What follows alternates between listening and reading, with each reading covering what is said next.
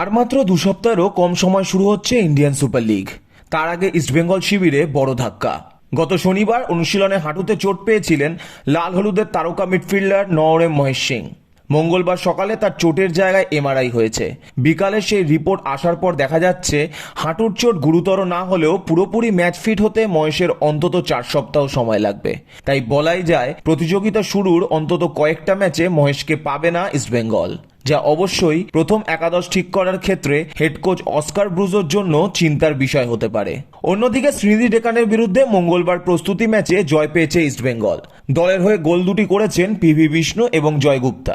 ইস্টবেঙ্গলের দুই বিদেশি হিসাবে মাঠে ছিলেন সাউল ক্রেসপো এবং মিগুয়েল ফিগুয়েরা। এদিন প্রথমার্ধের 41 মিনিটে প্রথম গোল করে লাল হলুদকে এগিয়ে দেন বিষ্ণু। এরপরে দ্বিতীয়ার্ধে 63 মিনিটে মিগুয়েলের কর্নার থেকে হেডে গোল করে যান জয়।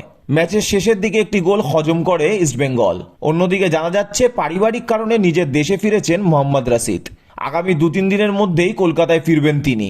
এছাড়া ইস্টবেঙ্গলের নতুন বিদেশি ইউসুফের ভিসার প্রক্রিয়া চলছে।